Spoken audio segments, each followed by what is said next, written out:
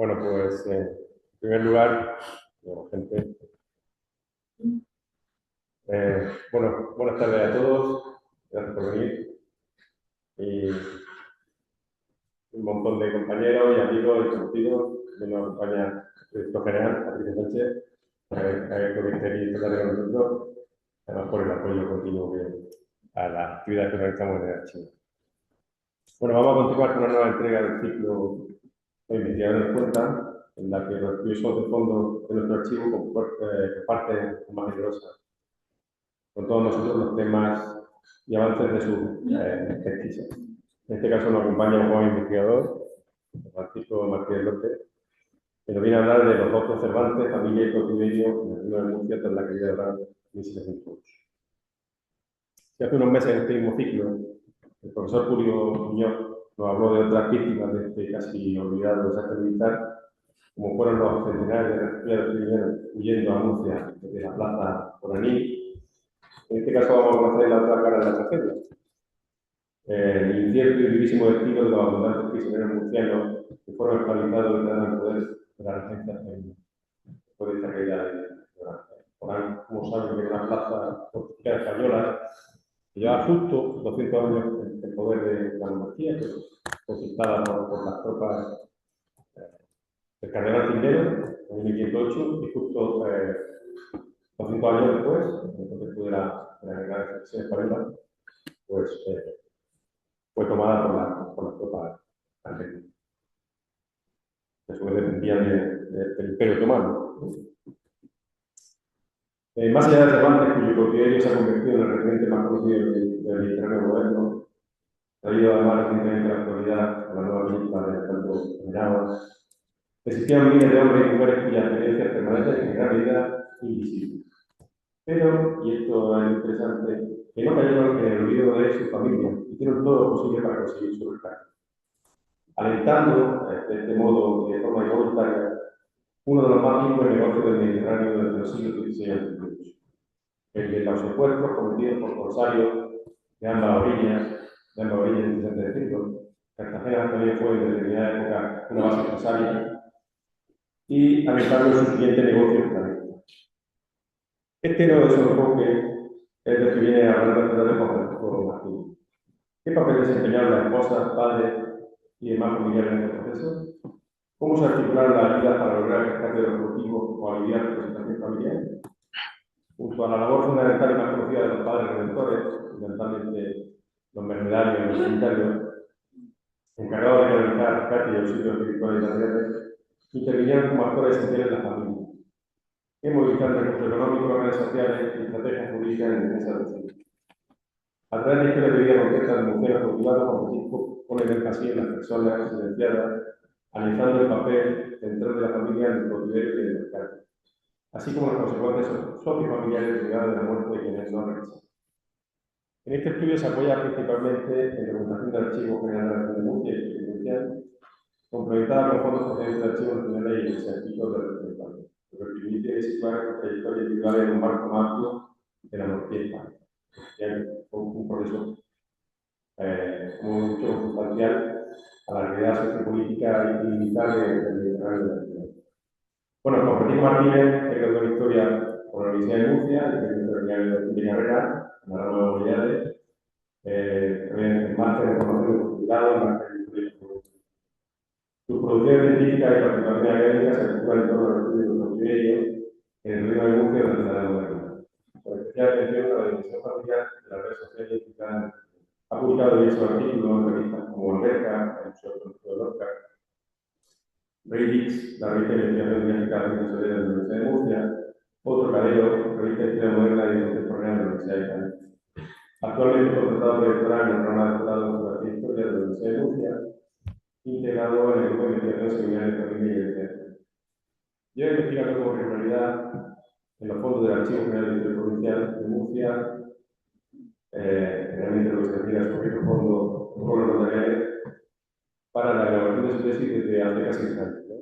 Abril de 2024 aproximadamente, con algunas discusiones anteriores, pero ya de forma, digamos, casi diaria, pues desde ese momento. Bueno, y esa por ahí es un poco de ofrecer la posibilidad de contarnos su investigación, que está todavía elaborándose. Y bueno, una anécdota, hace aproximadamente 2 años, cuando empezaba la investigación, un día a verme para comentar la posibilidad de las fuentes, donde podría buscar, aparte de los protocolos, de otras fuentes para su investigación. Yo casi lo disuadí. No porque el tema no tiene interés, no tiene, lo veremos ahora, sino por la dificultad de localizar la información que buscaba en el perfil de página de los institutos de los estudios. Realmente, que conozca la documentación notarial, sabe que es riquísima, pero muy variada, y luego no está catalogada, para podemos tener catalogada escritura, ¿no? Pero eso hoy en día no es posible. Estoy seguro que a corto plazo, no, pero a corto plazo, con la herramienta de inteligencia artificial esto va a ser factible. Bueno, pues el tiempo parece que le ha dado la razón a Rafa. O sea que, así que enhorabuena por hacerme caso y ya pasamos. Muchas gracias. Bueno, buenas tardes. En primer lugar, quería agradecer al director del Archivo General de la Región de Murcia por permitirme participar, a Javier Castillo, por permitirme participar en este ciclo de conferencias de los investigadores nos cuentan, que anualmente el Archivo General de la Región de Murcia organiza pues, para que los investigadores compartan, digamos, sus investigaciones que están realizando en este archivo. También me gustaría agradecer la presencia del director general de Patrimonio Cultural, don Patricio Sánchez López, que ya que nos une esa relación de Mazarrón, que posteriormente hablaré en esta conferencia. Asimismo, me gustaría agradecer a todas esas personas que habéis venido en esta tarde de lunes, pues para poder ver esta conferencia. Esta conferencia muestra, digamos, lo que es mi tesis doctoral, que yo en esta conferencia la he llamado Los otros Cervantes, familia y cautiverio en el Reino de Murcia, tras la caída de Orán en 1708. Tesis doctoral que se está realizando en el Seminario de Familia y Élite de Poder por los profesores Antonio Irigoyen López, Francisco Precioso Izquierdo y Juan Hernández Franco. Vale, ya. Me gustaría empezar hablando de algunas noticias que es verdad que lo que ponen en el foco otra vez es el tema del cautiverio, como un tema que no solo se da, digamos, en la Edad Moderna, sino que se sigue dando, digamos, en la sociedad actual. Y esto me interesa, puesto que hay algunas sensaciones que en la Edad Moderna ya estaban y en la actualidad también, puesto que, por ejemplo, el hecho de saber si vas a seguir vivo o si vas a volver a tu lugar de origen es una cuestión que también impera en la actualidad. Y de hecho la implicación familiar es relevante, puesto que no saben si van a poder ver a esta persona. Me gustaría empezar con una frase de Don Quijote de la Mancha, que es: la libertad, Sancho, es uno de los preciosos dones que al hombre dieron los cielos, y por el contrario el cautiverio es el mayor mal que pueden venir a los hombres. Esta palabra de Don Quijote, escrita por Miguel de Cervantes, adquiere una nueva relevancia a partir de la película del cautivo de Alejandro de Menábar, centrada en el periodo en que el escritor pues, pasó previamente prisionero en Argel entre 1575 y 1580. Fue rescatado el 19 de septiembre de 1580 con un rescate de 500 ducados en oro. Es importante resaltar este caso, puesto que, aparte de ser más paradigmático, es verdad que la implicación familiar es relevante, puesto que Leonor de Cortina, su madre, elevaba peticiones al Consejo de Cruzada solicitando el rescate de sus 2 hijos, algo que se observa en esta fuente del Archivo General de Simancas. Más allá del mito cervantino, la película ha servido para rescatar del olvido una realidad colectiva que afectó a numerosos habitantes del litoral mediterráneo, especialmente en los territorios más cercanos a la frontera norteafricana. Entre ellos, el Reino de Murcia ocupó un papel destacado. Sus costas fueron escenario de continuas incursiones berberistas que configuraron una memoria compartida, así como un temor hacia dicho acontecimiento. ¿Pero qué implicaba ser un cautivo? Pues si acudimos al diccionario de autoridades, la palabra cautivo hace referencia al enemigo aprisionado en guerra justa. En este sentido, la palabra captivar hace referencia a aprisionar al enemigo en la guerra, privándole de la libertad, lo que regularmente sucede hoy entre las naciones paganas y los cristianos. Partiendo de esta realidad es lo que podemos distinguir como cautivo en la Edad Moderna. Pero, ¿es lo mismo esclavo que cautivo? Pues es verdad que hay que tener en cuenta que su significación en un espacio de frontera entre dos culturas, la musulmana y la cristiana. Y en este sentido, el cautivo es aquel que puede ser rescatado y se encuentra en esa situación jurídica, por decirlo así, digamos de forma provisional, mientras que el esclavo se encuentra en una situación en la que no, digamos, puede ser rescatado. Y es que la esperanza del cautiverio le acompañará por el resto de sus vidas, recordando los largos años de espera para el rescate de los mismos, e incluso la curiosidad por todo lo desconocido en el norte de África. Para la España moderna, los cautivos eran considerados los súbditos del rey católico, privados de libertad, a diferencia de los musulmanes capturados, los cuales eran asociados como esclavos. Pero ¿cómo era la vida en cautiverio? Pues este hecho es importante, puesto que en las poblaciones del norte de África existían dos categorías de estos cautivos. Una de esas categorías eran cautivos de rescate, que eran una minoría y realizaban escasos trabajos y prácticamente fueron la única categoría objetos de rescate, que podrían ser la aristocracia, los corsarios más relevantes, los pequeños propietarios, y luego estarían los cautivos del común, es decir, aquellos que eran una mayoría y no tenían dueño y se empleaban en los trabajos más gravosos, como podían ser galeras, extracción de broza de acequia, minería, pastoreo en las montañas, etc. Entonces, ¿cómo se podría, digamos, saber pues, esa vida en cautiverio? Pues es verdad que a raíz del cautiverio de Miguel de Cervantes, en el siglo XVI, se inicia, digamos, esa literatura de los cautivos a partir de Miguel de Cervantes y posteriormente con otros como Diego de Galán en el siglo XVII. Pero en esa literatura, el discurso que se construye es, digamos, a partir de personas que han vivido el cautiverio y lo que están buscando es conseguir esa vida cristiana y sobre todo esa retórica propia de la época, puesto que muestran las penalidades que sufrían en Argel, una realidad que era, digamos, verdadera, pero no podía, digamos, asimilarse a todo el resto de estos cautivos por la diferencia que existe.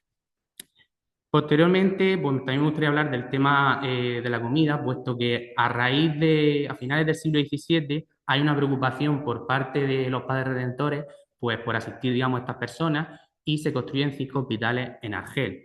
Y de hecho, pues se supone, digamos que una de las normas era que esa comida debía contener carne, manteca, arroz, huevos, sémola, legumbres, hortalizas y alguna que otra pieza de fruta. La realidad es que lo único que querían era que estas personas pues estuvieran, digamos, sanas, por decirlo así, de cierta manera, y pudieran, digamos, ser rescatados aquellos que eran cautivos de rescate. Es verdad que en una primera instancia se rescata, digamos, esos cautivos y posteriormente se rescata a los cautivos del común siempre que haya dinero y si las autoridades musulmanas. El cautiverio se puede individualizar en un entorno resaltado por su carácter fronterizo y sujeto a los enfrentamientos bélicos continuos, unido a una rivalidad permanente en un foco de tensión muy caldeado. Y en este sentido aparece la palabra redención, la cual se puede extrapolar al rescate o recuperación de la libertad perdida. El tema de la redención de cautivos surge en España en el siglo VIII con la invasión árabe. Con bastante frecuencia, los cautivos cristianos eran llevados a tierras norteafricanas. De esta manera, podían pedir un rescate más elevado que estando en la península ibérica. Tras la conquista de Granada, pues es verdad que la lucha entre cristianos y musulmanes se llevó más allá del territorio de la península ibérica, en territorio africano en forma de pequeños estados que tenían al corso como principal actividad económica, como es el caso de Orán, también en Alhucemas, Melilla. La proximidad de las costas africanas permitió a estas naves atacar a territorios fronterizos, como es el caso del Reino de Murcia, generando un pánico entre sus habitantes, ya que el objetivo era abastecerse de víveres y especialmente de personas que eran vendidas en Berbería. No obstante, no todos podían ser rescatados y algunos de ellos se cambiaban de religión, como aparece en el caso de la película, para poder gozar de una mejor situación económica y personal. Es lo que la historiografía ha establecido como renegado. Por ello, la monarquía tiene como una de sus misiones el rescate de estos cautivos, hecho en el que se va a implicar especialmente también por el miedo al olvido de la religión cristiana. De tal manera que ante esa preocupación del rescate de los cautivos, entre finales del siglo XII y principios del siglo XIII surgieron en España dos órdenes religiosas dedicadas a este fin, la Orden de la Merced y la Orden de la Santísima Trinidad. Es verdad que a raíz desde principios del siglo XVI, los redentores de la Trinidad y de la Merced son los que digamos que se van a encargar de ese rescate de cautivos, pero sobre todo a partir de Felipe II es cuando se regulariza esta situación. Es importante resaltar que la visión que se ha mantenido en torno al rescate de los cautivos, pues se ha adueñado, digamos, a estos redentores. Pero recientes estudios como el de Michele Bosco muestran que si ves los libros de cuentas de estas redenciones, podías observar una escasa rentabilidad en ello y también que resultaba, digamos, poco eficiente, sometido a extorsiones, impuestos y abusos y limitado por una rígida fiscalización estatal. Ante esta realidad, lo que ocurre es que van a surgir otras formas de rescate donde otros tipos de agentes van a participar. Quería mostraros algunas obras de arte, como el caso de Rescate de Cautivos en tiempos de Carlos III y San Pedro Nolasco, Rendimiento Cautivo. Fundamentalmente, la mayoría de obras de arte que hay relacionadas con los cautivos, pues están orientadas a los padres redentores, a esa labor redentora de la que estoy hablando, y fundamentalmente orientado a esa piedad cristiana, con ese mensaje de transmitir, digamos, a la población de participar en esta, a través de limosna en el rescate de estos cautivos. Pero, en cierta manera, en estas fotos, pues también aparece que el cautivo está solo. Pero verdaderamente estaba solo el cautivo o es que no se ha puesto el enfoque en otro tipo de agentes. En este sentido, pues es verdad que mi tesis doctoral se centra en construir esa historia de esas personas, esa historia de vida. Sobre todo, pues para llegar a esa implicación familiar, es decir, a partir de cómo vivieron ese cautiverio estas personas, pues ver cómo le afecta, digamos, a la familia el cautiverio y cómo influye tanto sus consecuencias familiares. Por ello, el Archivo General de la Región de Murcia me ha ayudado muchísimo y sigue ayudando en esta investigación, puesto que a través de los protocolos notariales puedo abordar esa implicación familiar y cómo operaban, digamos, esas redes, por decirlo así. También he utilizado fuentes municipales, parroquiales y de archivos estatales como el Archivo General de Simancas y el Archivo Histórico Nacional. Aquí les muestro lo que sería, digamos, ese curso de vida de una persona desde el momento de su nacimiento, la posición familiar y social, que va a ser muy relevante, como veremos ahora, de la familia, la captura, el cautiverio, el rescate o muerte en Argel, y posteriormente cómo se genera esa reinserción familiar y comunitaria y se construye una memoria a partir del cautiverio, como veremos ahora. Y por último, la defunción y la memoria. Vale. Pasando ya a hablar, porque es verdad que he hablado del cautiverio a nivel general en la Edad Moderna, pero es importante resaltar que algunos estudios es verdad que señalan que a raíz en el siglo XVIII se produce un descenso de esos cautivos, que es verdad, pero hay unos conflictos bélicos que hacen que esos cautivos destaquen y sobre todo sean mayoría, que es, como voy a explicar ahora, el Socorro Gran en 1708. Almarza era la antigua denominación que se daba al puerto español ajeno a la ciudad de Orán, más comúnmente conocido como Mazarquivir. Desde 1505, en que el cardenal Cisneros, como ha señalado Javier, se hiciera con la plaza, Orán constituía una pequeña ciudad, con un enorme hinterland del cual lograba suministro. Y es que los castillos de Santa Cruz, San Gregorio, San Felipe y San Andrés aún conservan sus nombres e inscripciones castellanas para el viajero que se acerca a pasar entre sus murallas. Los 5 castillos formaban el anillo defensivo de una ciudad presidio que evolucionaría hasta acoger a miles de familias. Y es que presidio se constituyó como castillo o ciudad fortaleza que vive en continua situación de peligro. Y aquí me gustaría hacer un apunte, puesto que en aquel momento presidio se corresponde con ciudad fortificada, pero es verdad, o fortaleza, pero es verdad que si ahora hiciéramos un análisis de lo que significa esa palabra, pues todo lo asociaríamos a una cárcel. En este sentido, los contratiempos vividos por los austrias a escala europea e interior conllevaron al abandono de las posiciones españolas del norte de África. Toda esta situación se complica después de 1650 y sobre todo en la Guerra de Sucesión, que supone la completa ruina de las guarniciones allí destinadas. Pero, ¿cuáles serían las causas que provocaron la caída de Orán?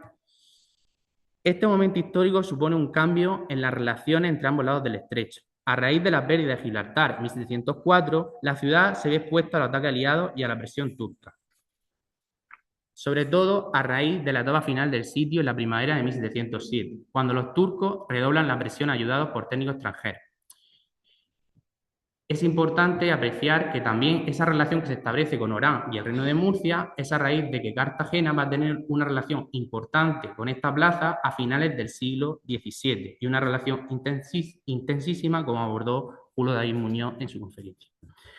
Es verdad que a raíz de esta situación, pues la ciudad vivió un maremoto político que sofocaría sus defensas, para lo cual se decidió enviar a Melchor de Avellaneda, marqués de Valdecañas, en sustitución de Carafa. Ante la falta absoluta de víveres por el cerco impuesto por las tropas argelinas, el marqués de Valdecañas decidió abandonarlo.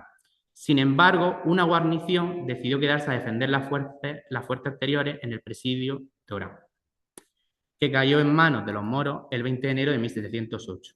Un día después se rinde el castillo de Rosalcázar. También se rindieron los castillos de San Felipe y San Andrés. Pero lo verdaderamente importante de este conflicto es que el ejército musulmán sometió a estas personas, quienes fueron cautivadas, marcando una amplia nómina de habitantes de la península en los baños de la ciudad norteafricana. A partir de una fuente primaria encontrada tanto en el Archivo Histórico Nacional y en el Archivo General de Simancas, se ha podido construir, digamos, esta tabla que muestra, digamos, las compañías que salieron del Reino de Murcia, que es importante resaltar que el Reino de Murcia se extendía hasta la parte sureste de Albacete y Villena y Sat en Alicante. Por eso aquí hay algunos territorios como allí. De esta tabla me gustaría resaltar que fundamentalmente eran milicias concejiles formadas por vecinos e integrantes de la élite local. Aquí se muestran, digamos, los capitanes de esas compañías, que es verdad que, por ejemplo, en el caso de IN, es una de las compañías más numerosas, por el capitán Manuel Bernardo Valcarce y Velasco, que eran unas 40, unas 50 personas, que tendrá una relevancia bastante importante desde el punto de vista identitario de su vida personal. Hay otras compañías de Lorca, que también hablaré ahora, de Mazarrón. En el caso de Cieza, por ejemplo, esta compañía, a pesar de ser numerosa, digamos que una de las misiones que tenía era defender una de las puertas de la ciudad, o sea, de la Plaza de Orán. Y ante esta situación, cuando se produce el asedio, lo que va a generar es que mueran casi todos de esta compañía y solo se salven 2 personas que estarán cautivos hasta que posteriormente se rescatarán. En este sentido, pues es verdad que en esa lista pues, podemos ver la historia de vida de esas personas, que al fin y al cabo son esos nombres que os he mostrado anteriormente, pero son historias de vida donde detrás existe inexplicablemente una cuestión familiar, puesto que, por ejemplo, en este plano de Orán, en 1708 del Museo Naval, aparece a modo de leyenda abajo: en este sitio me cautivaron a mi padre en el castillo de San Andrés y me mataron a mi hermano don Raimundo Navarro. Por lo que vemos que la implicación familiar es muy relevante en este acontecimiento. A partir de la documentación que he ido encontrando tanto en este archivo como fundamentalmente el espirituista familiar en este archivo histórico provincial de Murcia, pues digamos que he establecido una serie de fases en función de pues lo que iba haciendo, digamos, la familia. Es importante resaltar que hay una diversidad en este punto, puesto que no todas las familias van a actuar de la misma manera, dependiendo de los recursos, de la posición socioeconómica que tenía y también un poco de las circunstancias y el contexto.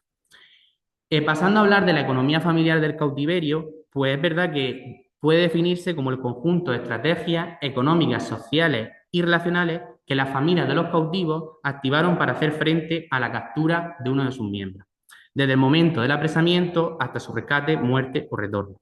En este sentido, pues me gustaría esbozar algunos de los ejemplos que me he podido encontrar de esa diversidad. Una manera o una vía de reacción que tenía la familia, digamos que era a través de la aportación económica. Una aportación económica que, como en este caso del codicilo de Catalina Montesinos de Mazarrón, mujer del regidor Alonso Lardín, muestra en esta cláusula que Juan Lardín, su hijo, que está en poder de Moro, se le den para ayuda a su rescate de los bienes del otorgante 3.000 reales. En este sentido vemos esa implicación familiar a partir de bienes propios de la propia familia. Pasando a hablar de otro caso que también tiene que ver cuando, digamos, la familia busca otro tipo de apoyo, otro tipo de asistencia, de caridad, que tanto va a acudir como al concejo como al cabildo catedralicio. Y en este sentido, pues muestra el ejemplo de Florentina Muñoz, mujer del señor jurado Manuel Portillo, que pasó con dicha compañía al socorro de la Plaza de Orán, donde lo cautivaron los moros y está suplicando una limosna.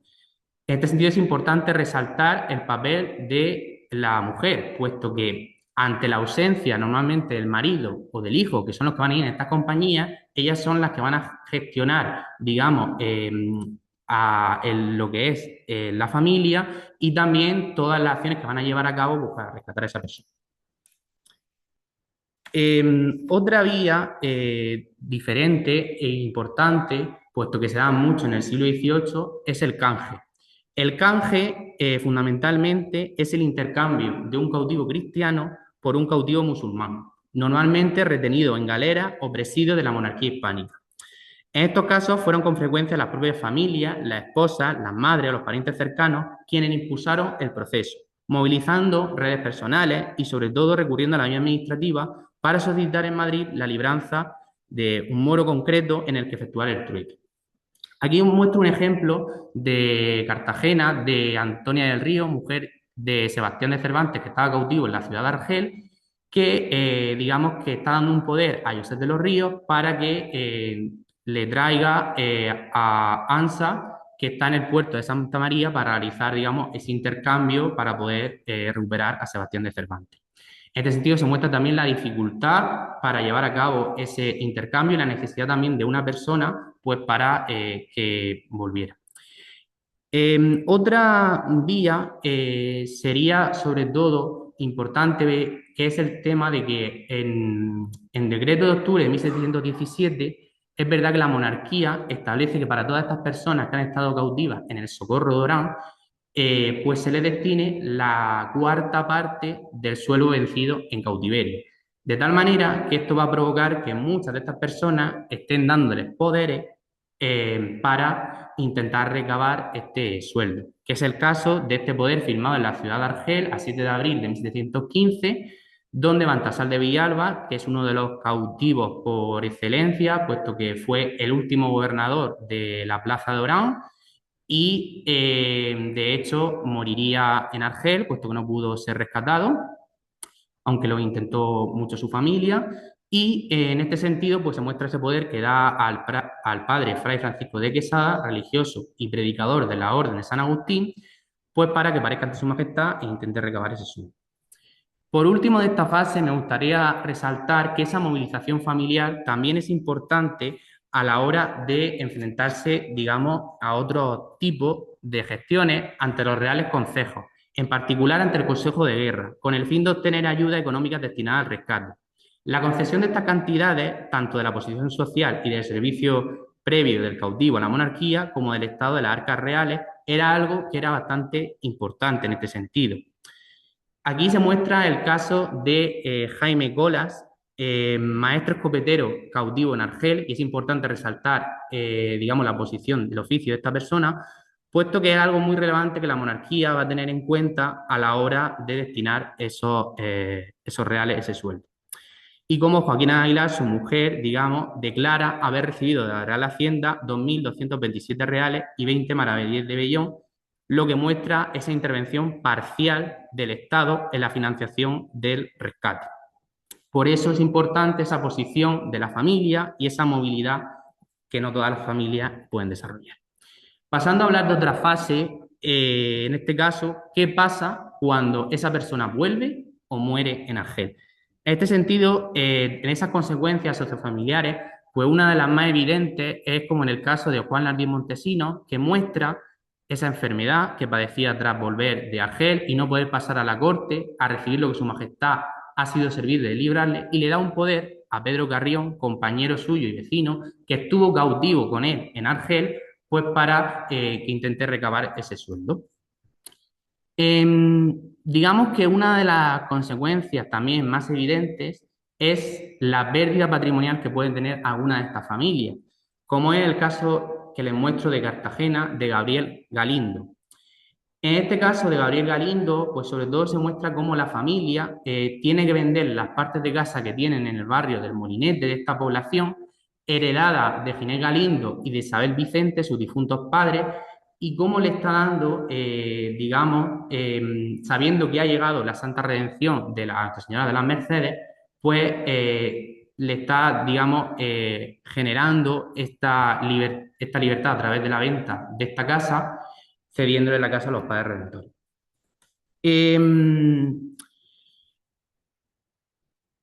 Pero ¿qué pasaba, digamos, con aquellas personas que morían en Argel? Pues es verdad que muchas de esas personas dejaban testamentos donde ponían una serie de cláusulas y fundamentalmente una de ellas, esas cláusulas, eran las misas. Y es verdad que aquí aparece como Sebastián Raval de Mazarrón, digamos que, como dice, que murió en Argel y en el año de 1709, que vino la razón de los demás vino también como era muerto, y se hizo su entierro como antes lo disponía para su testamento y dejaron 1100 misas para que se celebrasen por su alma. Pero ¿cómo quedaba la familia ante la pérdida, digamos, de un ser querido? Pues en este sentido os muestro el caso de José Fernández Osorio, de Lorca, que fundamentalmente lo importante de este caso, bueno, que es importante resaltar que esta persona murió en Argel, de hecho fue degollada, y en este sentido, pues la familia lo que le va a obligar esta situación es que va a tener que emigrar de Lorca a Murcia para intentar conseguir asistencia, en este caso del Cabildo Catedralicio. Y aquí se muestra cuál era la situación de la familia, desamparada, con 9 hijos pobres, 6 mujeres doncellas, y cómo la menor de ellas enferma en la cama con corrupción de huesos en los brazos. Ahora voy a pasar a hablar de uno de estos casos más paradigmáticos, por decirlo así, que es el caso de Andrés Solano y Zamora, natural de Mazarrón. Andrés Solano y Zamora fundamentalmente, o sea, fue cura y en este sentido pues nació de Gaspar Solano Maldonado y de María Zamora. Es importante resaltar que Gaspar Solano Maldonado era natural de Lorca y María Zamora natural de Mazarrón. Todas estas familias que aparecen aquí en este árbol genealógico, pues es verdad que a los que somos de Mazarrón nos suenan porque son familias que han estado desde el principio, sobre todo desde ese primer concejo de la villa en 1565, que han ocupado cargos dentro del concejo de Mazarrón, regiduría, mayordomía, juradía. Y es que esa compraventa de oficios es lo que va a hacer que se mantengan a lo largo del tiempo para controlar recursos, articular alianzas y asegurar la reproducción social a lo largo de varias generaciones. Me estoy refiriendo tanto a la familia Zamora, que por eso se produce ese enlace, que fundamentalmente lo que buscan es esa estrategia de inserción y de consolidación que permitía a los solanos participar en estas dinámicas de poder.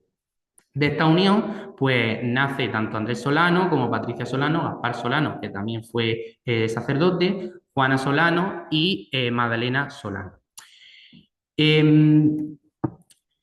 Lo verdaderamente importante de esta familia es que antes de que se genere, digamos, este momento del cautiverio, es que lo que van a hacer Gaspar Solano Maldonado, su padre, es fundamentalmente comprar tierra en Mazarrón, en las zonas de Albaladejo, Cabezo Gordo, Cabecico de José Muñoz y Portichuelo, entre 1660 y 1669.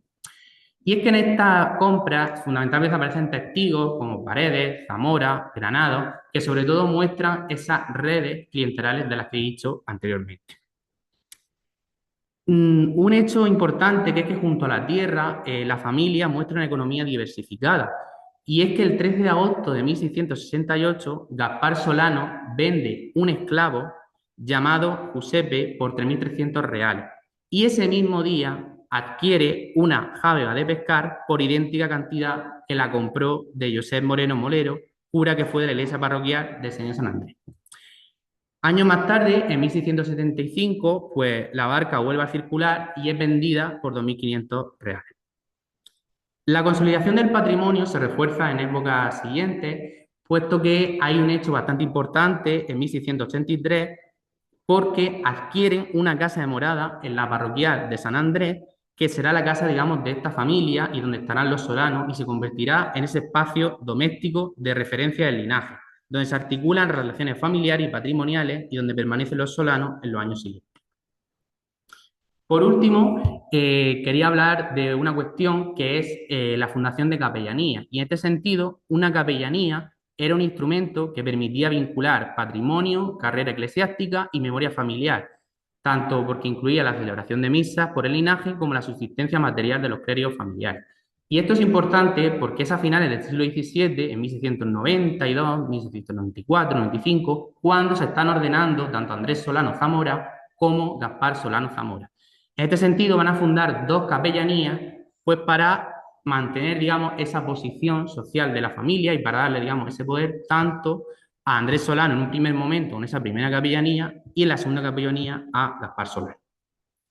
De tal manera que a finales del siglo XVII lo que tenemos es que la familia Solano y Zamora había logrado articular un entramado patrimonial coherente, tierras concentradas en pagos concretos, una casa familiar en San Andrés y capellanías que garantizaban renta y prestigio.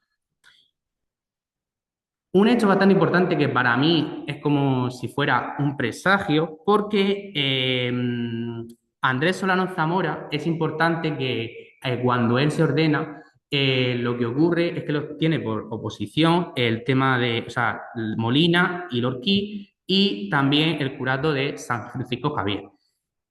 Y es verdad que cuando ya él es cura propio de la parroquia de San Francisco Javier y están, digamos, construyendo esta ermita, pues hay un poder de Andrés Solano en 1699, donde dice que el año pasado, de 1697, los vecinos y moradores de dicho campo hicieron una presa de 12 moros que habían entrado en una gabana de Málaga desde su galeota, que apresaron con mucho riesgo de sus vidas.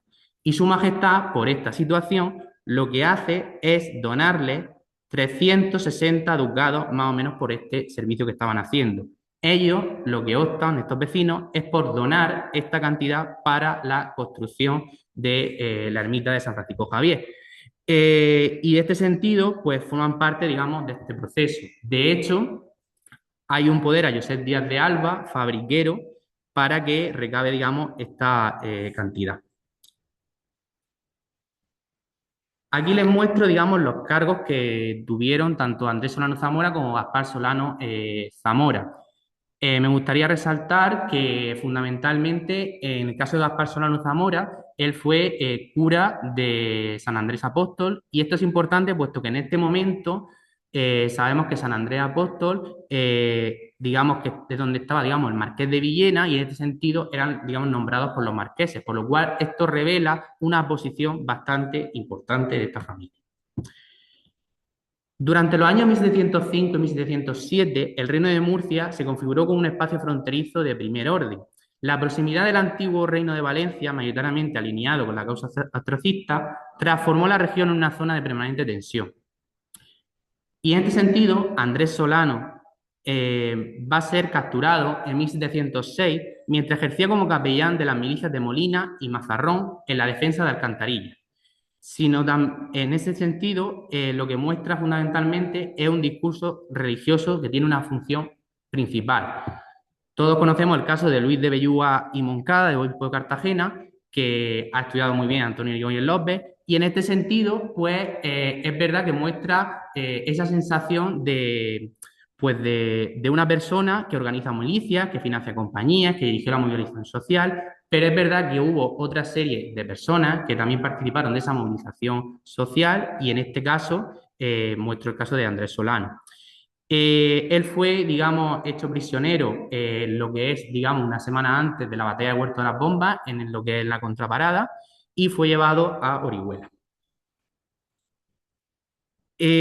Posteriormente, digamos que él, cuando ya en 1707 tiene que partir a Orán, pues él hace un poder para atestar a su hermano, a don Gaspar Solano Zamora, y fundamentalmente en estos momentos es importante resaltar sobre todo que es cuando se emiten los testamentos de los padres, tanto de Gaspar como de María. En estos testamentos, pues algunos datos curiosos es que deja la mitad de la alhaja de un oratorio de 5 cuadros y un crucifijo, tanto a Gaspar y a Andrés Solano, así como los libros que tenían en su casa. Aquí les muestro cuando ya, digamos, a Andrés Solano y Zamora está cautivo en Argel, pues es verdad que cuando se produce ese rescate 3 años y medio más tarde, que aparece en este libro de redención, pues se puede ver cómo arriba señala eclesiásticos, niños y mujeres. Este hecho es bastante importante, puesto que normalmente estas personas eran difíciles de rescatar, aunque la monarquía era, digamos, los que más quería rescatar en ese momento, junto con los oficiales.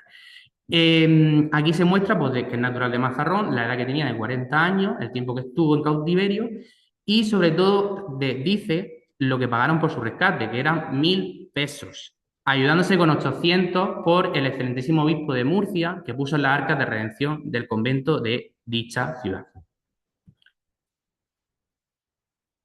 Esta diapositiva muestra sobre todo el por qué me inicié a hacer a cabo, digamos, esta investigación de Andrés Solano, que es este documento del Archivo Histórico Provincial de Murcia, que muestra una certificación de méritos y de servicios que realizó Luis de Vigo y Moncada en 1712. Esto me ha llevado a plantear la cuestión de que probablemente esta sería la certificación de méritos que tuvo que adjuntar para justificar, por decirlo así, el rescate, digamos, de esta persona y esa cantidad que he dicho anteriormente. Aquí es verdad que cuesta la historia que, digamos, que le he señalado anteriormente y en esta situación, pues es verdad que es importante resaltar que también nos muestra cómo era el cautiverio de Andrés Solano, porque fundamentalmente señala que habiendo muerto Fray Nicolás López, religioso de la Orden de la Santísima Trinidad, el que se va a encargar de administrar los santos sacramentos va a ser Andrés Solano y Zamora. Como dice aquí, a pesar de las bombas, de la fusilería, etc.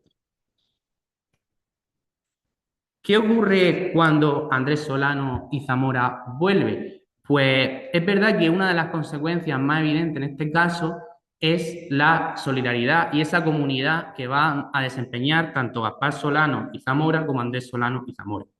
Porque al final eran personas que tenían poder y que podían, digamos, ir en este sentido a la corte, pues para reclamar los sueldos que he dicho anteriormente. En este sentido aparecen en muchos protocolos de Mazarrón, poderes a Gaspar Solano Zamora y a Andrés Solano de personas que habían estado cautivas en Argel y que sobre todo muestran pues su, digamos, lo que habían vivido allí y en este sentido, pues por ejemplo el de Juan Navarro y Costa y Ginés de Costa Méndez en 1713 pues muestra que dijeron que habiendo pasado el 29 de septiembre del año pasado de 1707 en una de las compañías que salieron de esta vía, Socorro de la Plaza y presidió la ciudad de Orán, quedaron cautivos en poder de los infieles y habiendo tenido noticias los otorgantes que nuestro rey señor don Felipe V, que Dios guarde, pretende remunerar parte de los servicios y trabajos de todos aquellos que asistieron a la referida plaza en el tiempo que estuvo sitiada y después cautivó la ciudad de Argel, le dan un poder a Gaspar Solano Zamora, pues para que intente recabar ese sueldo. Otro poder, como he dicho anteriormente, de Juan Navarro Costa a don Andrés Solano Zamora, también Juan Navarro Costa cautivo en Argel, en 1728, diciendo que su edad y su corta edad de medio no le da tiempo para poder pasar personalmente a pedir dichos sueldos a don Andrés Solano Zamora, presbítero estanta presente en la Villa de Madrid. Y esto es importante porque una de las consecuencias más evidentes es que de aquí también se va a producir, digamos, lo que he dicho anteriormente de esa emigración, de cuándo van a tener que emigrar a Madrid, que en este sentido será porque Andrés Solano es nombrado capellán de la Venerable Orden Tercera de Madrid y Gaspar Solano en Quintanar del Rey, en Cuenca, en este caso.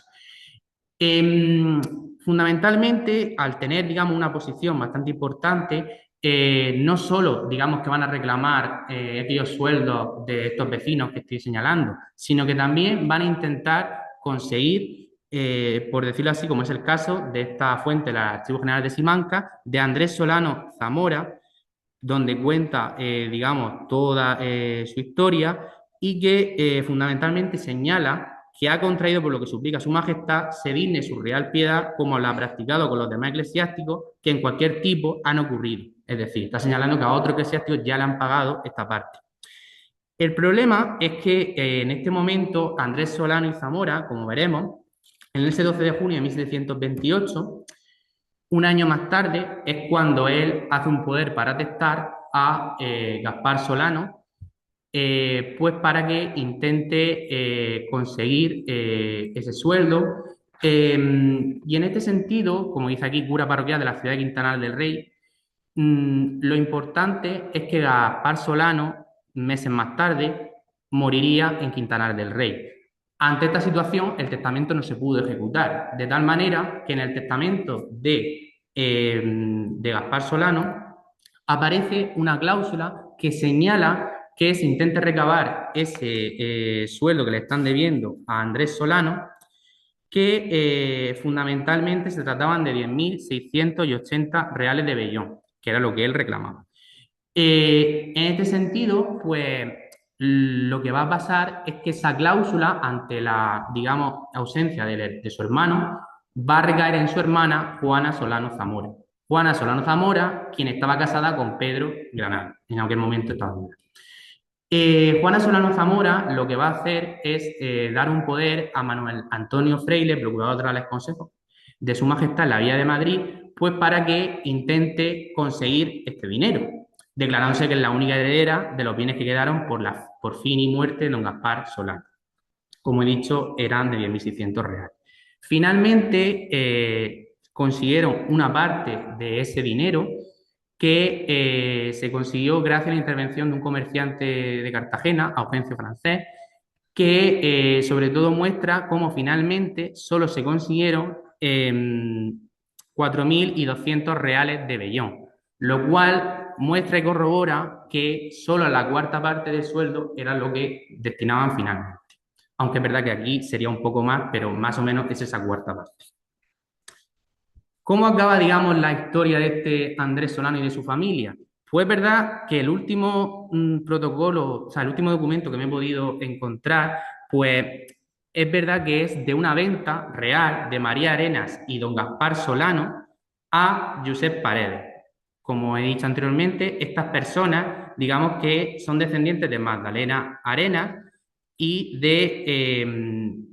sobre todo, de Magdalena Solano, hermana de Andrés Solano y mujer de Sebastián de Arenas. Estos eran sus padres. De tal manera que el 15 de abril de 1639 lo que van a hacer es vender la casa que está en la población de su villa, colación del señor San Andrés y calle que nombran de Palacio. En este sentido, muestra cómo esa pérdida patrimonial y cómo era el último reducto que quedaba, digamos, de esta familia y de esta manera, digamos, que se acaba, por decirlo así, el relato y esa memoria de Ruth. Por último, me gustaría reseñar un aspecto fundamental y que ahora es el que más estoy intentando construir, que es esa memoria del cautiverio. ¿Qué se entiende, digamos, por memoria? Pues si acudimos al diccionario de autoridades, memoria se toma también por lo mismo que monumento que queda a la posteridad, para recuerdo o gloria de una cosa. Y la otra definición sería una de las tres potencias del alma en la cual se conservan las especies de las cosas pasadas y por medio de ella nos acordamos de lo que hemos percibido por los sentidos. De tal manera que estas dos definiciones muestran no solo acordarse, digamos, a través de los sentidos, sino también esa gloria y ese recuerdo. En torno a estas cuestiones, me gustaría reseñar algunos de estos ejemplos, por decirlo así, que me he ido encontrando de memoria, porque por un lado, tendríamos el caso de Pedro Villanueva y Parrilla, natural de Lorca, capitán de una compañía, que tras su cautiverio, lo que digamos que él tenía amarrado a una bandera de su compañía, y tras vivir su cautiverio, es lo que consigue extraerse esa bandera como testigo fiel de esa realidad. De hecho, en las actas capitulares aparece esa entrega de esa bandera al convento de Nuestra Señora Virgen de las Huertas de Lorca.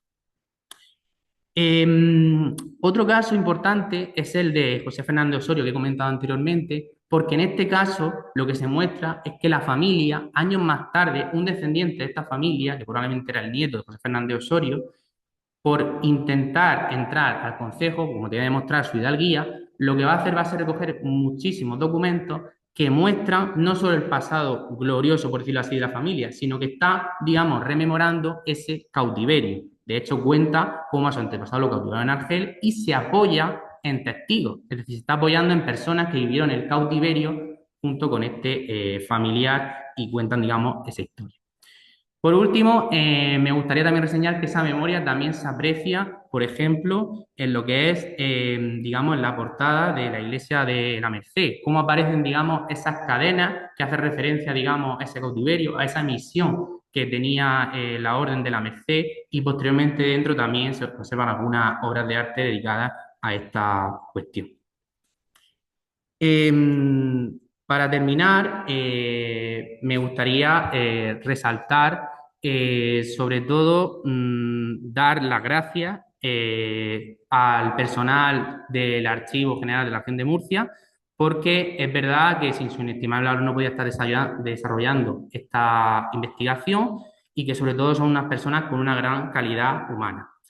En este sentido, me gustaría acabar hablando de una cuestión que creo que ha quedado latente en esta conferencia, que es que el cautiverio no es un fenómeno que haya terminado y que tuvo una parte importante, digamos, la familia. Y volviendo un poco a hablar de la frase que decía al principio, que el cautiverio es el mayor mal que pueden venir a los hombres, no solo, digamos, sufre ese cautiverio las personas que lo viven, sino también aquellas personas que están en la sombra intentando gestionar esa liberación y ese recuerdo. Muchas gracias por su atención.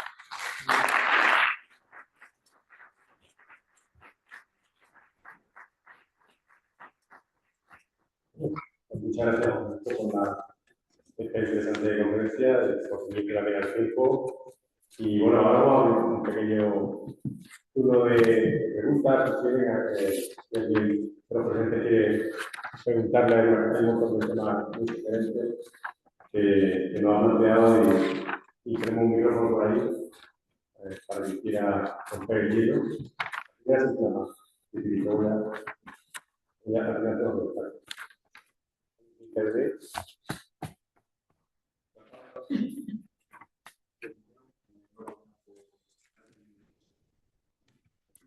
Enhorabuena por todo. Es verdad, la última frase que has dicho, estaba hablando al principio y al final, cómo las familias también lo sufren. Por eso nunca se casa la hermana de la porque no hay dinero. Porque todo el dinero que te recogen no puede sacar a los hermanos y la desgracia que tiene sacamos a los niños de la familia. Es verdad que poner la perspectiva ahí me ha gustado muchísimo, por lo dicho al principio y al final, como también la gente sufre fuera del cautiverio. Por lo que he visto, y hay autores que también se apresaban a la gente en esta orilla y ¿no? a un momento de hablar de arrendamiento, como no sé si ha sido esos 360 diputados que se sacan por exactamente dónde una vez que se apresaban gente de, digamos, de la orilla, o dónde estaban, cómo se articulaban los espacios donde estaban, se sabe cómo vivían en esta parte. A ver, bueno, muchas gracias por tu pregunta. Y es verdad que siempre se ha fijado, digamos, en la cuestión del cautivo, del individuo, y se ha, digamos, negado, por decirlo así, esa vinculación familiar. Y como has dicho, es muy relevante, puesto que cuando, digamos, esas personas no están, las que van a gestionar, digamos, ese patrimonio y ese poder van a ser, digamos, las mujeres. De hecho, en ese caso que he mostrado de José Fernández Osorio, se muestra, digamos, esa situación de las mujeres, puesto que por sí solas no pueden subsistir. Por eso, de hecho, ahí se produce, digamos, esa emigración a Murcia, porque al final necesitaban, digamos, mantener a estas personas. Luego es verdad que cómo se generan, digamos, esos espacios, pues fundamentalmente lo que ocurre es que normalmente cuando, en este caso en el Socorro de Orán, en 1708, cuando cautivaron a la gente, digamos, en Socorro de Orán, eran llevados a Argel, que era, digamos, el espacio por excelencia donde llevaban, digamos, a esos cautivos. Y en este sentido, pues lo que ocurría fundamentalmente es como que en un primer momento es cuando la familia intenta rescatar, digamos, a esta persona, ya comunicándose a través del concejo, comunicándose a través del cabildo catedralicio e intentando mover, digamos, esas redes que podrían hacer para rescatar a esa persona. Y por ello, la participación de los padres redentores es muy importante porque muchas veces funcionaban como intermediarios. Y una de esas opciones pues, era la redención, que realizaban, digamos, esos padres redentores y que fundamentalmente pues, tenían que cumplir una serie de requisitos desde conseguir el pasaporte hasta, digamos, llevar a cabo todo ese trámite pasando por los diferentes consejos de la monarquía hasta llegar, digamos, allí y empezar, digamos, a negociar con esa lista de cautivos que tenían, pues para intentar, digamos, ser rescatados. De esa manera, por eso hay otra serie de rescates, como el caso del canje, que algunas familias van a intentar, pues para no depender tanto de esta persona. Lo que voy a preguntar, ¿qué pasaba con los esclavos aquí en el Reino Unido? Es que no lo entendí. No, pero bueno, también hemos tocado distintas partes, ¿verdad? Ah, vale. ¿Cómo era el proceso de ida y vuelta? O sea, Vale. ¿Hay más? Bueno, lanzo yo una. Bueno, no sé cómo llevaba ahí la tesis, Vale. la mitad. Bueno, ahí está mi director de preguntas. Bueno, ¿cuántas trayectorias vitales has podido recomponer ese concepto de Es verdad que más o menos que sean completas, por decirlo así, pueden ser unas 8 o 10 más o menos. Pero también es verdad que hay datos que tengo de otras, o sea, de otras personas, pero obviamente depende de ir construyendo, digamos, esa trayectoria a través de lo que voy encontrando en los protocolos. Y también hay casos que, pues, estas personas también se movían. Entonces, claro, lo que ocurre es que a veces, pues, hay que ir a otro tipo de archivos y entonces, pues, eso ralentiza también el proceso. Pero el impacto más o menos, ¿sabes? ¿Qué número aproximado que tenga más o menos información? La el, que haya sí. gente de Reino de Murcia que cayó Sí, con el número lo más o menos se puede saber porque es verdad que en esa fuente que he puesto del Archivo Histórico Nacional, el Archivo General de Simancas, porque aparece esa relación de compañías que salieron a Orán, pues es verdad que en esas compañías aparece el número de personas y más o menos pues serían unos 400 por ahí de los que fueron a Orán. Pero es verdad que un impacto bastante sí, importante sí, en sí, el Reino de Murcia, sí, de es aquella verdad, época, sí, pues está de la confianza. Eran personas, de luego, claro. que le da de trabajar y de mantener familia, o sea, un porcentaje de familia Mm, bastante afectado sí, bastante. por eso. Y efectivamente, como has contado, en muchos casos lo que provocaba era la ruina patrimonial, incluso de familias con posibles, como estamos hablando hace un rato. Mm, De verdad que era sí. una tragedia y la tenía que dejar la memoria Mm, en el tiempo. mm. Un impacto bastante importante. ¿Y más?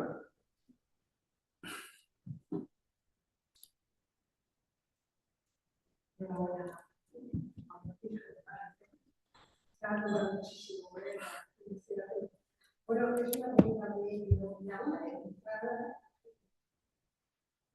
en voluntad de que se refiere sin impuestos. A mí me parece que se dedicaba a la financiación de los mismos. ¿El Estado tenía alguna partida para eso? Bueno, pues muchas gracias por tu pregunta, Pachi, que de hecho es de las primeras personas que me ayudó en esta investigación cuando acudí al Archivo General. Y en este sentido, pues es verdad que cuando he estado en Simancas he podido ver en el Consejo de Cruzada cómo no había, digamos, una cláusula como tal destinada para rescatar a los cautivos. Pero es verdad que lo de que sobraba de ese impuesto, en ocasiones, cuando se podía, pues había ciertas personas que destinaban dinero de ese rescate de cautivos. Pero también es verdad que eran personas que tenían un poder bastante relevante. Entonces, hay, digamos, esas peticiones donde pues recoge esa cantidad que está destinando para rescatar.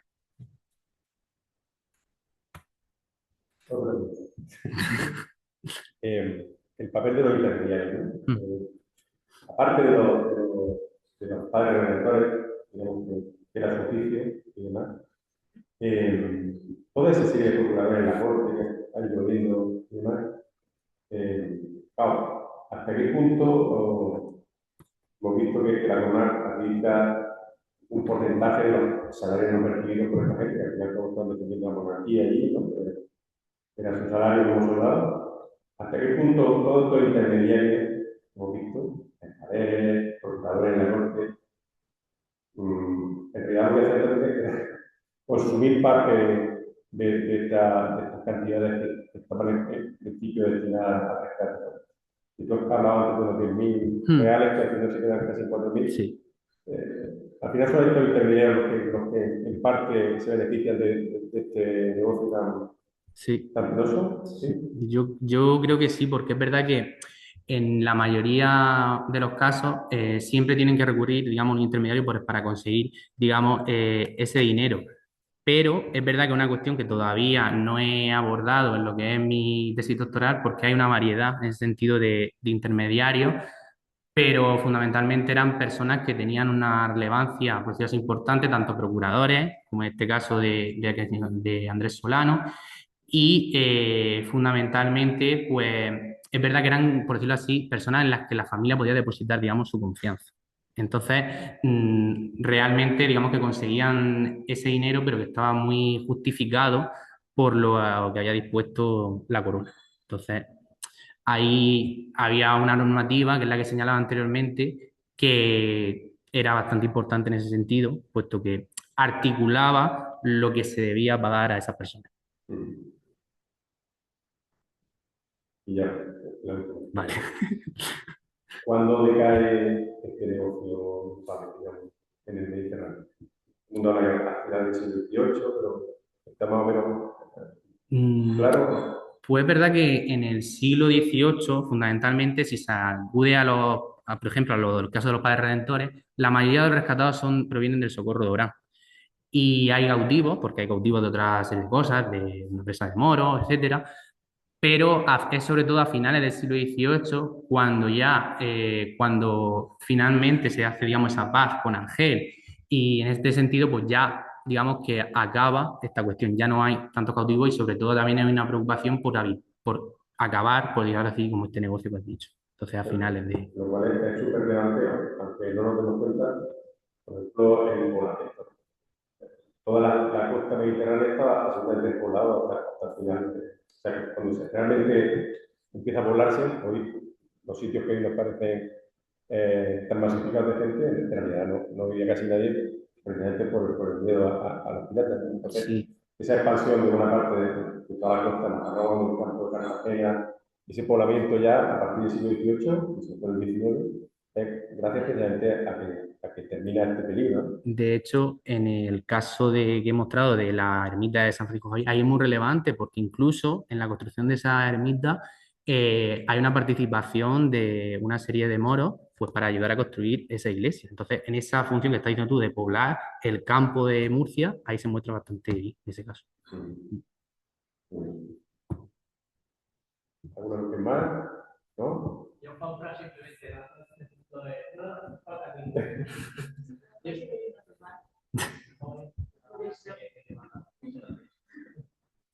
bueno, yo simplemente quería darte gracias de la enhorabuena por el trabajo que estás haciendo, también por esta conferencia, por supuesto. Ya se hizo eco del trabajo, la verdad, a final de diciembre, que hace unos minutos también le enviaba un mensaje, una fotografía a un buen amigo periodista también que tenemos por Carón, y yo me decía que tenía muy buena proyección, que no se equivocaba. Y nada, saber que en este sentido comunicarte que tiene las puertas, como ya sabes, de archivo abiertas para lo que necesites, para seguir echándote una mano en aquello que necesites para seguir con tu tesis. Y ya no solo en el archivo, sino a nivel de dirección general del patrimonio. Cualquier ventana que veas abierta para que se pueda trabajar contigo en este sentido, pues que tienes abierta y nada, es un placer tener a gente de Matarón tan competente y con tanto periodismo. Muchas gracias.